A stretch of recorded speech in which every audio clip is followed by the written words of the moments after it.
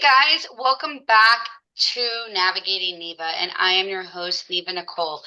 On our show, we share the human side of water safety, leadership, and what it means to really build something meaningful from the ground up.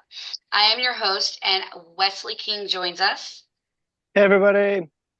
And tonight we're pulling back the curtain for the very first time year in entrepreneurship, and not the highlight reel, but the real stuff, the wins, the wobbles, and everything in between. So I'm here with Wes, and we're going to introduce to you guys Wendy. Wendy, tell us a little bit about yourself. Hi, Nicole. Hi, Wes. Thanks so much for having me. I'm really thrilled to be here. Really super excited. Excited to have you. Thank you. So, you know, it's perfect that you're a guest that we have on tonight to break all of this down. And you are a powerhouse and a purpose-driven entrepreneur who's really making your vision come to light. What can you tell us about your dream, how it started, how you got started, all of that? Well, thank you again. I really appreciate being here and having the opportunity just to share a little bit about my story. So, I'm a longtime public school educator, and I've always just loved the water, always wanted to be in it, always wanted to be a part of it. I learned to swim early on and participated in all the activities at my local YMCA and got all my training through Red Cross. When I had my own children, I wanted them to learn to swim, didn't have access to a pool. So I was that neighborhood mom that would take my kids around and said, "Hey, I can teach your kids how to swim so that way my kids could swim." We went to local like parks and recreation activities where I could take them to swim and did as much as I could. It was really during the COVID years that once my children were older, people started saying, "Hey, do you know how did you learn to swim?" And it was actually my son. He said, "Well, my mom's a really great swim instructor. Why don't you give her a try?" So during COVID times, it was just word of mouth, and one person started sharing with the next. And before I knew it, it was a full-time summer job, which was super exciting. But then over time, so many of my clients started asking me, "Hey, is there any possibility that you could do something like this year round?" And my joke is I live in the Maryland area right outside of Baltimore. And I was like, "Well, we don't live in Florida. I don't really know how to do that." hmm But it started me thinking, what would be the possibility of taking this and turning it into a year-round program? Right. And not only that, thinking about all the details with it and not skipping the main header here, it's Wendy's Wave Swim School. Is that right? That's the full kit and caboodle for it all, one word. Is that right? Yeah, that's it. I started years ago again when my kids were younger, just doing summer league. You know how that's always a really big thing for so many different locations. So I started coaching summer league, and our the name of our club was we were called the Waves. And I've been in touch with so many of the folks that have grown up, and now they have their own little ones. And I tend to either coach them or give them instruction. And I thought, well, that's actually perfect when I started giving it an idea and kicking ideas around and thinking more about it, I thought, well, that's perfect. Wendy's Wave Swim School. I love it. I love that it's not just swim lessons. I love that there's coaching. I love that I want to hear more about the education background, but combining it all. And I think a lot of people have been in your boat where I had a great summer program. I had a great history, but I haven't been able to turn it up full notch to make it, my full life. And so I'm excited to hear more about it. Please, Nicole, before I derail us, but without questions that are on the list, take us a few steps back and help us get back on track. But this is awesome. Thank you. So, Wendy, you mentioned that you were doing this during COVID or before. Did COVID launch it, or was that before you started? Yeah, I really think it was during COVID times, word of mouth would spread. We were all in lockdown. And it was really interesting because I had an opportunity to do one of those call-in shows that the New York Times wellness program was actually sponsoring. And I got on the air and I was super excited about that. And I actually asked some of the experts that were having conversations and I said, is it safe to do swimless? This was in the very early ages, hmm early times. We really didn't know what was going on. It was that first summer.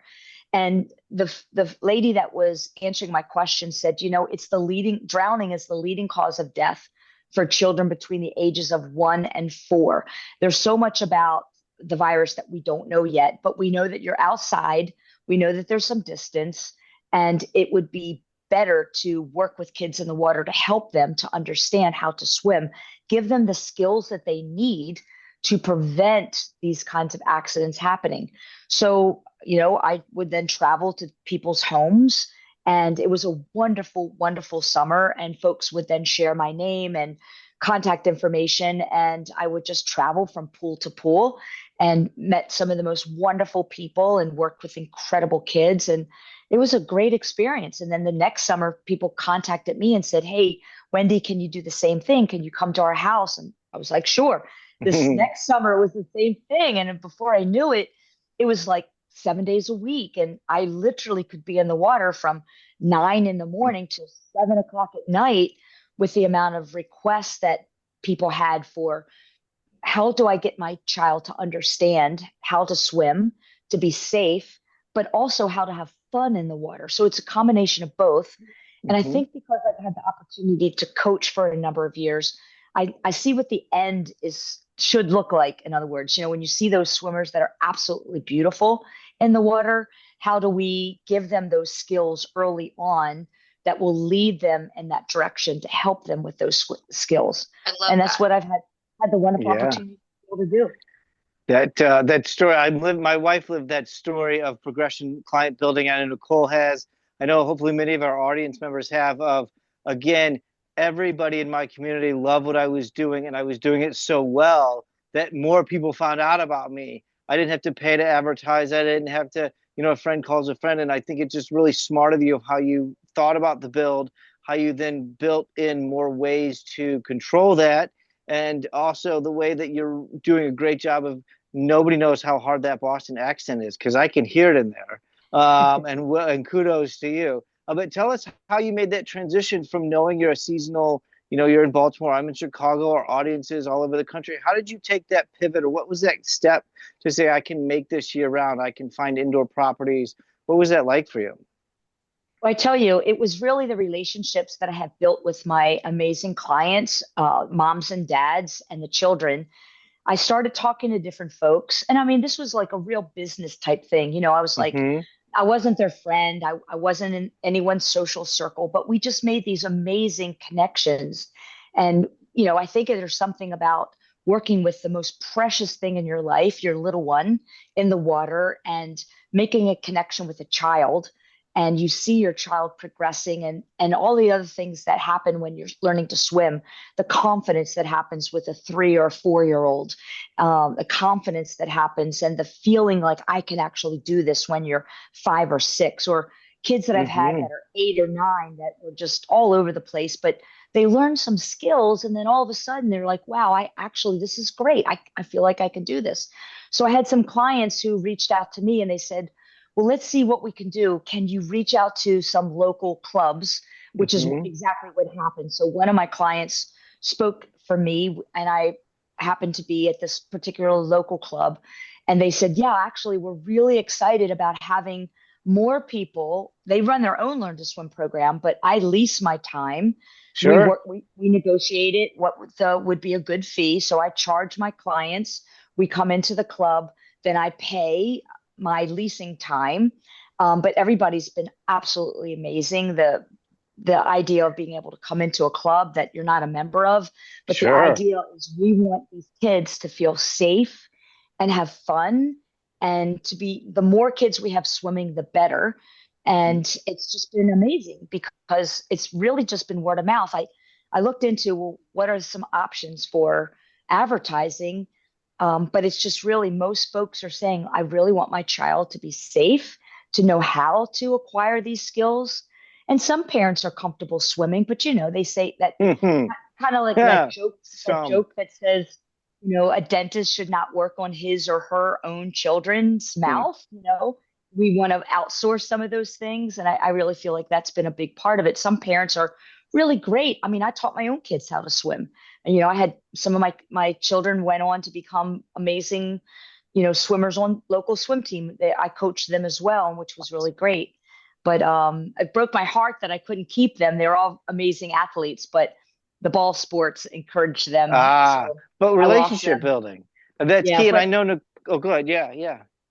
Yeah, no, so that was really it, just building relationships with my clients, with the children, and seeing them progress and feel confident in the water, which then transfers to so many other things. Like I feel like I can do this. Well, boy, I can do these other things too. And that's what's Yeah. happened in many situations. That's so awesome. And I know, Nicole, you just posted, I think, recently about a real success story that you had with a client for a long time. And after working with somebody and seeing that progress in that relationship. So it's a universal feel. But Nicole, I think you've got some comparable similarities there too, as well, right? The community relationships and things like Yeah, that. I mean, I'm gonna go off Wendy and anybody listening. Those, you teach somebody's kid how Yeah. to swim, and it's their kid. And kudos to Wendy. I couldn't teach mine. I taught my Yeah. youngest, but Ditto. my oldest, I was like, "Who's the best instructor in town?" And I went there and I gave my kid to that person because the ones that are more like you can't. Yeah. I couldn't teach them. So I tell people there's never no shame if you can't teach your kid to swim. We will be happy to have your kid. But those connections are important. Back on that first year, because I know the listeners are listening, and sometimes people make it look really easy to start. So, what were some of the ups and downs? You got the partnership from knowing people, and you were at a club. Um, how was that first year? What did it look like? Well, here's the thing. So I just started this past September. It was extremely scary, I guess, in the biggest way, because I've been a full-time public school teacher. And this Mhm. year I took a part-time position. So I cut my salary in half. I still have all those grown-up responsibilities. I have a mortgage, I have a car payment, etc., all those boring things that we have to take care of. But I had this incredible passion and this real drive. And it doesn't matter how tired I am or how long of a day it is. There's just something magical happens once I get in the water. There's just this wonderful thing that occurs where I'm just loving it and building those skills and teaching some of those foundations that just I lose track of time. So we started in September.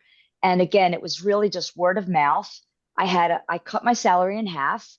I had a tiny bit of savings, really not much. And I thought, well, if this doesn't work, I'll have to get a job at my local supermarket and try to make ends meet that way. But fortunately, the first couple of weeks were fine. The second couple of weeks got better. The third month was amazing. The fourth month I mean, literally, it just keeps growing where I'm at the point where I could work again 7 days a week. I could be in the water from 9 in the morning till 7 at night, because it's just more and more families are saying, hey, this is what we want. And this is what we really feel that we need.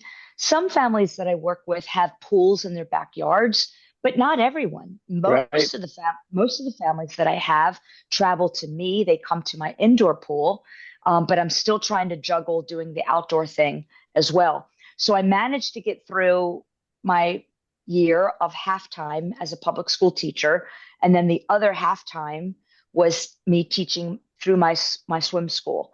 Again, like I said, I have a few adults. I have some high school kids. This spring has been really fantastic because now that summer league has started, I've actually started coaching some of the little ones. They're only 5 or 6 years old. You throw them in a lap lane and there's a bazillion things going on, and they used to be able to swim a full lap lane, but then all of a sudden they freeze. Hmm. So it's been wonderful to be able to kind of coach those little ones and help them. It's also spurred just my own just fascination and interest in learning as much as I can about those developmental stages for those little ones, whether it be 2, 3, 4, 5, 6. Where are they in their developmental stages? I'm sure Nicole and Wes, you've also experienced, like, where does this fear occur in a child? And I notice it around the age of 4. I may have a 2 or 3 year old who's fearless. They just jump right in the water, of course, sink like an aqua rock. We got to pull them back up. But what happens when they're around 4, where all of a sudden there's like, no way, I don't want to get in. I don't want to put my face in. That I'm not cognitive going to do it. awareness kicks in. That's it. That Yeah. is it. They have a Um, true understanding. Yeah, can I just say I knew last week, Nicole, I was going to cry because of I did not know this week, but this is why we do this podcast, Wendy. I cut my salary in half. I had a pool and a property that I believed in. I had a leasing agreement. So for all of you out there listening, there's just not just one piece here. There's a lot of pieces. From, is the pool I rented or leasing going to stay clean? Can I get extra space if my vision grows? What's my arrangement like with the operators? What's the safety protocols? Blah, blah, blah. And we can get into all that later. The point is, Wendy really understood those dynamics. She understood the finances of it. I'm assuming you have a budget. I'm assuming you have some sort of, and that's what I think people are missing. So again, that's why we do this podcast, is so we don't just rub all the roses. We also look at what's behind the curtain too. So I'm just so proud of you for sharing all that. And Nicole, I know you live it every day as well. Yeah, absolutely. It's not a bed of roses. So I had to budget. I tried as much as I could to live as starkly as I possibly could because I just didn't know. And even now, kids get sick, you know, Sure. problems happen at Storms come facilities, in. storms come. So right now I try to save everything I can so that way in case I have a dry period, I have something to rely on. Again, as you mentioned, the facility that I work with, they're phenomenal. The aquatics director there is so encouraging. The other activities that are going on are fantastic. So we have a really wonderful working relationship. Again, it comes back to building community, building relationship. I've gone out of my way to get along with all of the lifeguards that are at the facility. Everybody knows me. I introduce myself. I'm chatty with all the other swim instructors that are there. They've been very welcoming to me, so that's not a problem. You really have to just go out of your way, I feel, to make other people feel comfortable. Once they start to feel comfortable, then they're like, oh, okay, well, this isn't so bad. And we share space, we share equipment. And my kids are able to be in the pool when the other activities are going on. And I've kind of gotten the feel of the ebbs and flows of the day. When's the busy time? When's the slow time? And that really helps quite a bit too. You have to be aware and you have to be observant, and use all of those interpersonal relationship skills. Yes. And willing to, I think in aquatics, we kind of put our guard up literally and figuratively real quick. I know this rule.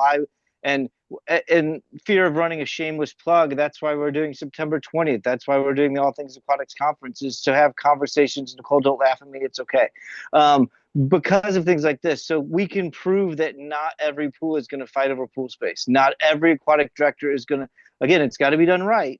But there are people proving this model, and there's some struggling with it. There's a lot of people listening right now going, there's no way that this is real, because they don't have that experience or have that understanding. Nicole, what's your take on all this? Well, I just want to say to our listeners, my big thing is I want zero drownings. And I think Wendy can agree with me on this. I went through COVID and I was still teaching. I was doing one-on-ones and I was driving home to home like Wendy was, but not everybody in every community was, and people kept drowning. And the whole reason Navigating Neva came about was because I was like, well, how do I reach the masses? And if you guys have listened to the series 1, I was just saying things that I normally would have said to my parents or on my deck or to the groups that came. And since I couldn't see them, I just shared it the only way I knew how, and that was on a podcast. But the bigger picture here is Wendy's in the pool with other people also doing swim lessons. Bingo. And I think so many times in aquatics, people feel I can't open a swim school because nobody's going to support me, or so-and-so is already doing that. And if you guys, I don't know if you ever follow so my swim school is Georgia Swim School, and I will post, and me and there's another swim school in this town with me. We're the number one highlight for that week. Like, who gave you the most hoorah? And besides Wesley, it's her. So it's not my clients. It is another me, another Wendy lifting up the other Wendy. Because the bottom line is you can do it. You're not taking away my clients. More people. There's everybody. Like, the statistics are so high. Everybody needs to learn to swim. And if we don't get out there and get over that fear, people keep drowning. You have to teach them. And there's no competition here. Honestly, it's just how many children can we keep safe? How many young people can we keep safe? How many adults can we keep safe in the water? Right. And I'll go back to a question we have for you in a second, but I think you had another main point too, Wendy, is how you go about it. You mentioned very casually, but I think it's important for our audience that it's not so casual to introduce yourself. It's not so casual to make yourself known in a positive. It's not so casual not to make fights with the lifeguards. It's not so casual to complain about the lane lines. These are things you have to consciously take a step back of and say, I'm part of this team. I can have a meeting. I can make a request, but I cannot push my aquatic 30-year vision. I cannot push my swim school. I have to be cognizant that, again, to your point, Wendy, if there's a checklist of things that make you look and feel good, right? It's saying hi, it's smiling, it's knowing names, it's listening to Peyton Manning and all of his books, right? It's a real deal. And I think sometimes I've fallen prey to this. We'll go in and I'm going to do my swim lesson, or I'm going to put my banner up. Or whoa, whoa, whoa. Take a step back and say, did anyone drown today? No, they did not. Did more kids learn to swim? Yes, they did. All right, let's go home and come back tomorrow. And I think, again, Wendy, you just have a great approach about it. And I think it was worth doubling down. So if people are struggling with this, is maybe it has to do with, your approach. If my wife is listening, then I'm going to get a lot of credit for this. But it does go a long way. So I think it was just worth reiterating. And now back to our questions.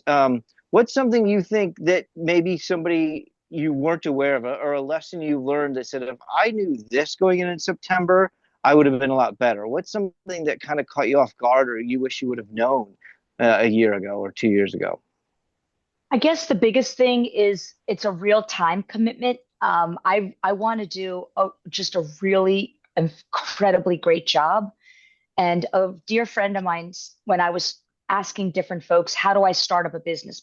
Everybody in my family, not everybody, but the majority of people in my family are educators. We're not business people in my family. I had no idea how to start a business. I didn't know where to begin. My daughter said to me, hey, I've got a couple of friends, and why don't you reach out to so and so? She can get you set up. And I had wonderful people kind of give me suggestions. Reach out to this person. I had to get my sports insurance. I had to get my Mm-hmm. LLC. I had to There you before go. I had a tax accountant for a business. I made an appointment for to set up a business account that was completely separate from my own checking account. So I even wanted to do it at a completely different bank. I have my Had to find a way for people to pay you. I'm sorry. Just how do I take exactly. pay? Sorry. That's a That's big one right. for the audience, That's right? How am right. I going to take your money? Absolutely. Sorry. I had set up a business Venmo account. So everything was completely separate.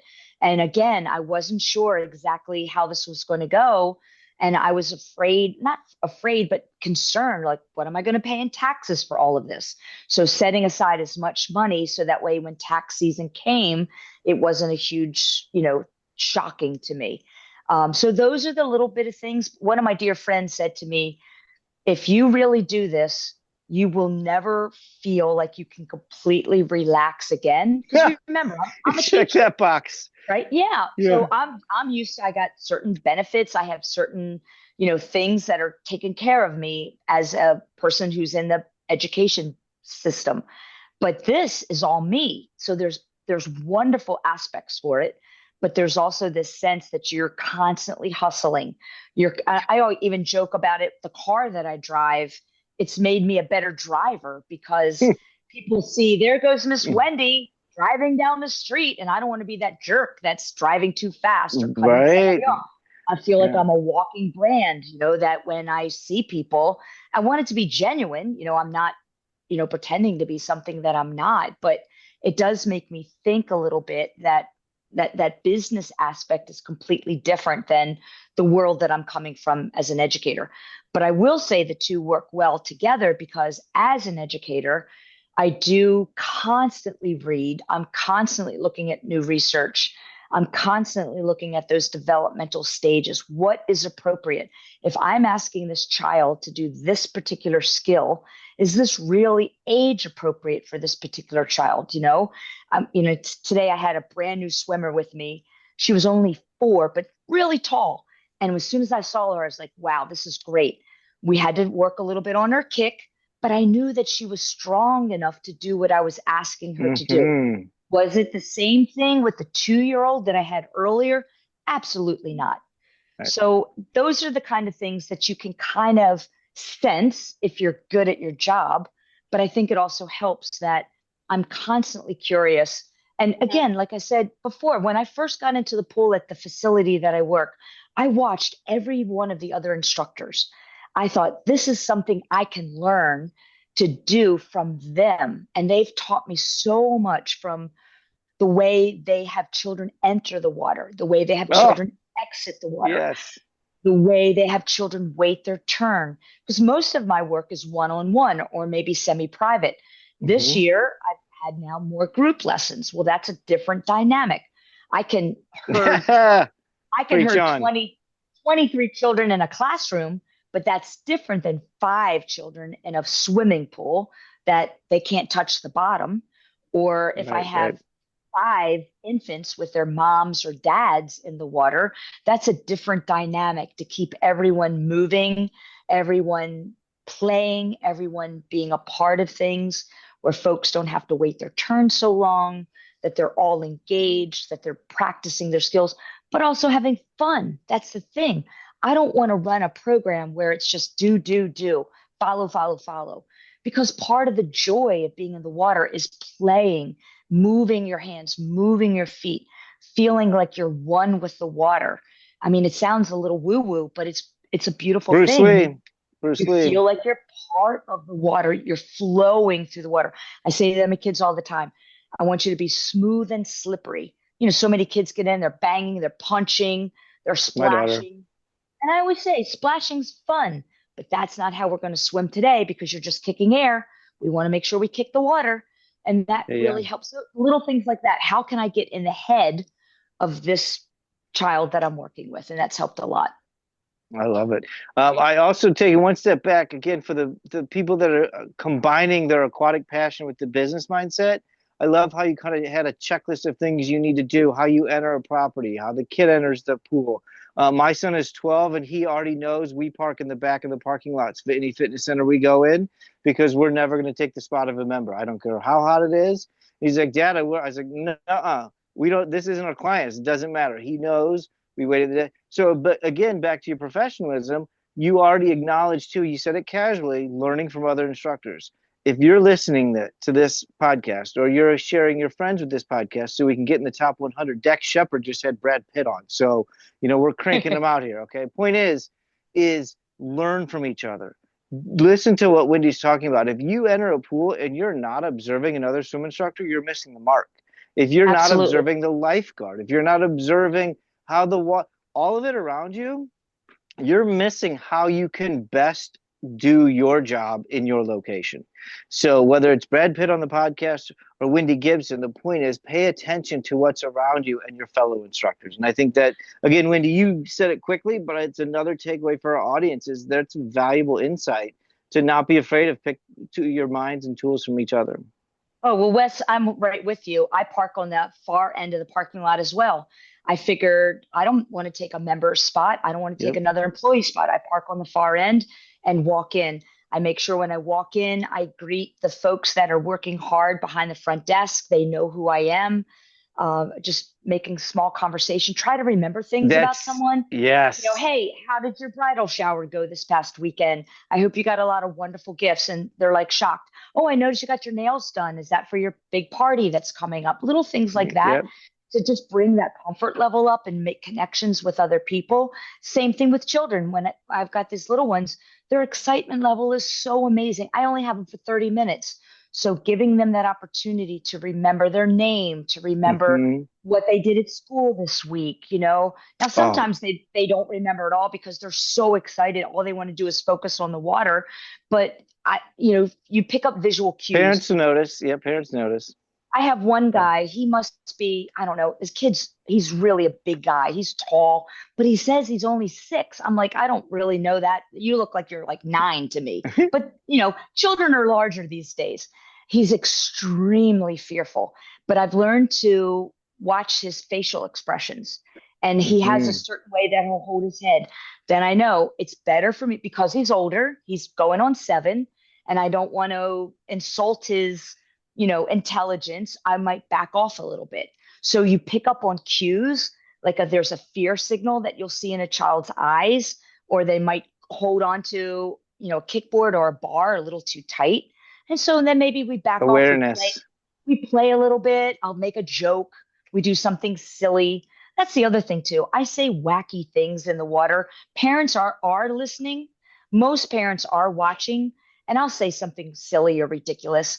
Kid has no idea. It's like all those Disney movies that the jokes are really Mhm. more for the parents and it goes right by the kids. And you'll see parents laughing on the side. And I think that also helps just to build more comfort level and just Absolutely. realize, because again, you think about this, they're paying a lot of money. This is the most precious, important everything in their world, their child, who they're entrusting to basically a stranger to take that child and move them around the water. So building those relationships and getting that comfort level up, that's made a big difference. Absolutely. I love telling parents and kids, let me take my glasses off so I can hear you better, or to Right. diffuse an upset parent, just to confuse them. But again, I do it on purpose. But you're right, to keep their attention. And going back to relationships, I know, Nicole, that's how you have built your team and your community too, is not only the progression of each child, but being aware of what each child needs. Well, I said something and somebody took what I said and reworded it, and they said it was like, I didn't say it, I can't remember, but it was essentially like a one-on-one one customizable lesson. And so many times when we do the one-on-ones, I try to tell people, well, it's like when you get a personal trainer. Like a group lesson is I'm just following this plan and I can't really give the child or that client what they need. But if you just come to me one on one, you get this customized lesson. And it's a huge takeaway. So I mean, I think the people that can afford and come to those privates, it's way different than coaching. It's way different than a swim team. Well, I mean, you are Mhm. coaching, but it's different than a group setting where you're coaching everybody together. Yeah, and And just like in a classroom, teachers are doing the best they can. Where you think you have 23 children, you're doing the best you can to juggle all of that. We're doing the same thing in a group lesson. You can notice certain things. You try to attend to those needs the best you can. But of course, tutoring is going to give you much more time and essence with that teacher as opposed to 23. And it's the same thing with a private, semi-private, or if we do have those small group lessons. So and oh, go ahead, Nicole. Go, go ahead. So you told us that you took this big step, and this is this year for your swim school. Was there anything throughout this first year that made you feel like this is where I need to be? This is the step that I needed to take? Because that was a huge commitment that you took on, cutting back the time, basically giving it half and half. But you had to Yeah, have the other half come through on the swim school, or you wouldn't be where you are. So what was right. something that like reassured that, or a moment you had where you felt like this is where I need to be? It's again in the back of my mind, I'm fearful that it's all going to dry up tomorrow. It's all going to go away. I still have that, and I'm working through it. Someone very wise said to me, "You'll know better as you get through this year because it'll be one full year in September." Mhm. And then I kind of have an idea of the ebbs and flows of a season. This is your busy time of year. This is a little bit quieter around the holidays, those kinds of things. If anything, it just gives me more incentive to scale up. And that's what I've asked you so much about, Nicole. And you've been so kind and gracious to give me your time. I'm so ready and so anxious to push this further. I want my own facility. I want my own pool. I'd love to train someone to teach the way I do.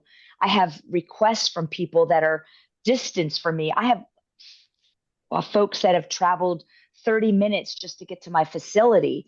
And I'd love to be able to get another instructor in different neighborhoods around my metropolitan area. So I guess if anything, I'm doing the best I can to be patient because it just seems like I have more and more requests. I'm so excited to meet those needs and to expand. But again, trying to figure out the financial piece. And, is there an angel investor out there that could actually say, here's a pot of gold and go for it?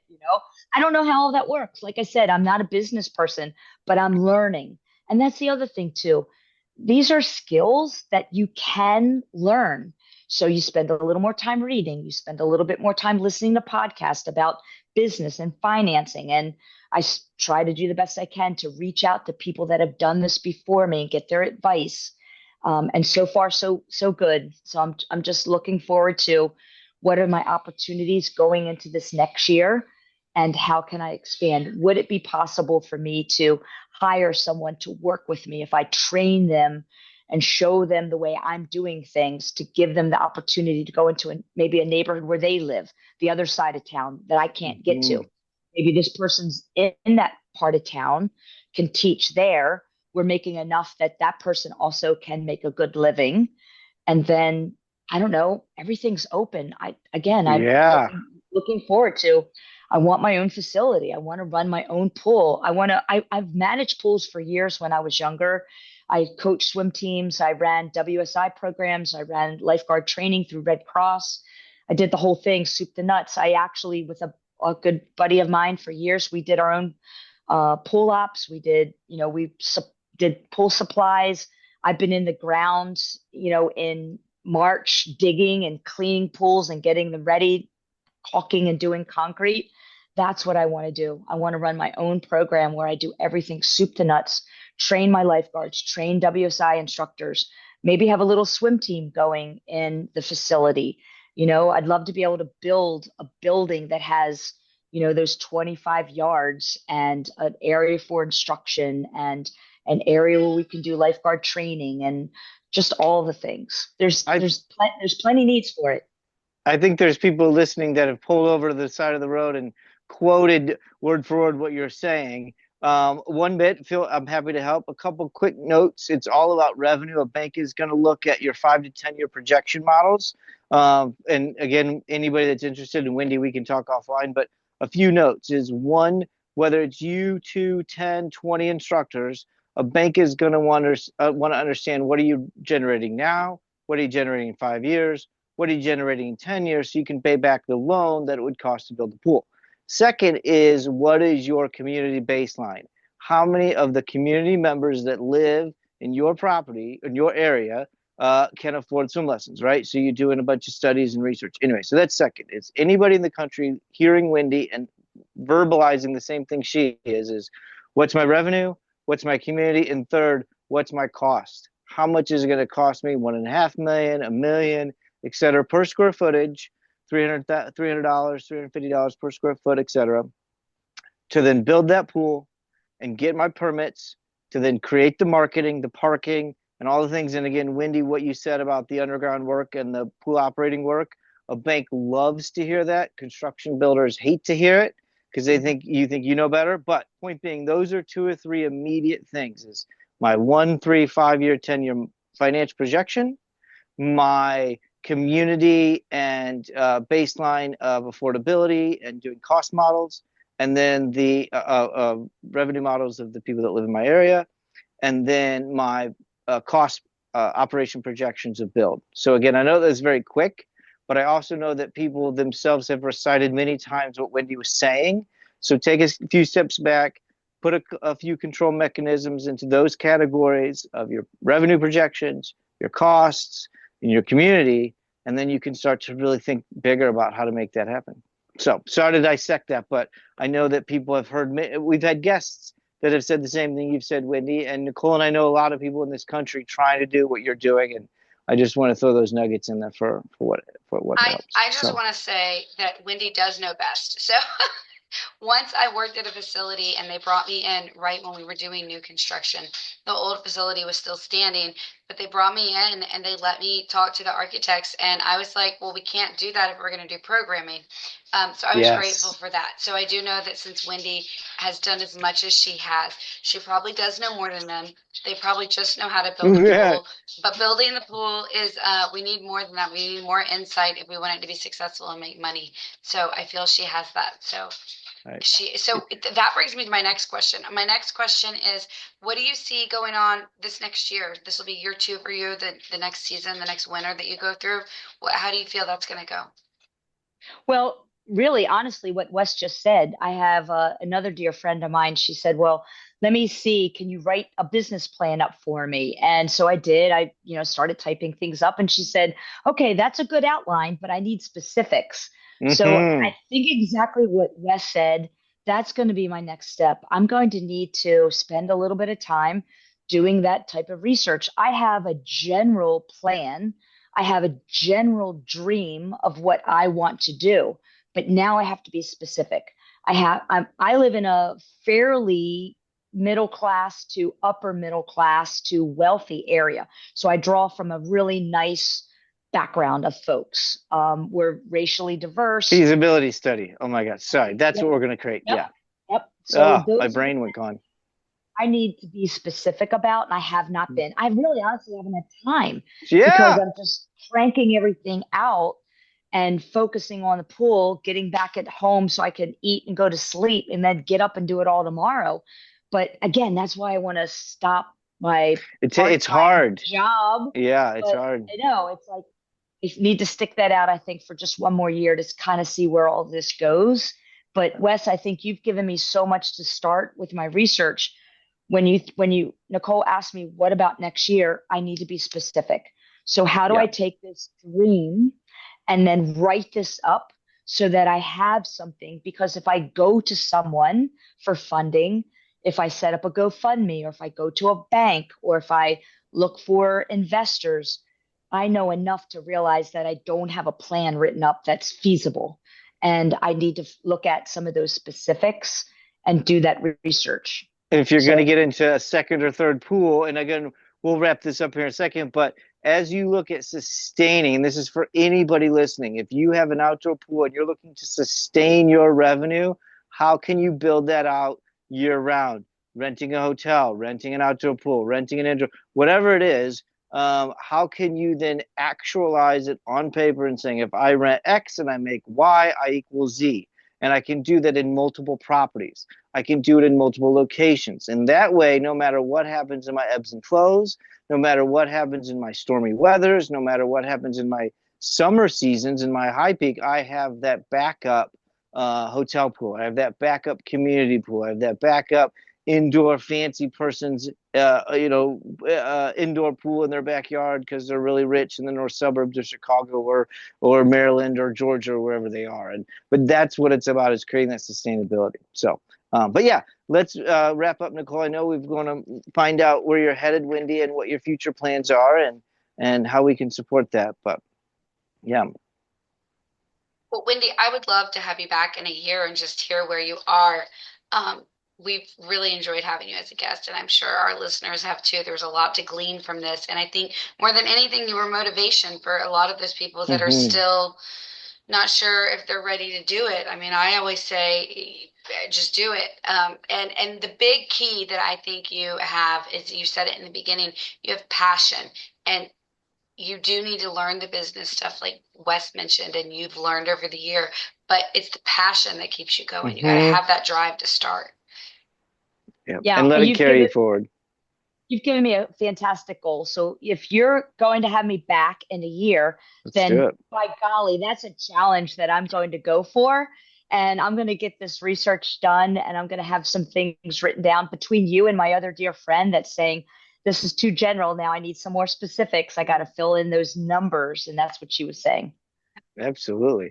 This has just been a pleasure. Again, our the whole point of this podcast is for all of our audience and the audience to understand that aquatics can be anything you want. And I think, Wendy, you're a great example of turning your passion with your education, your business into, your future. And we're all excited for you. So thank you very much.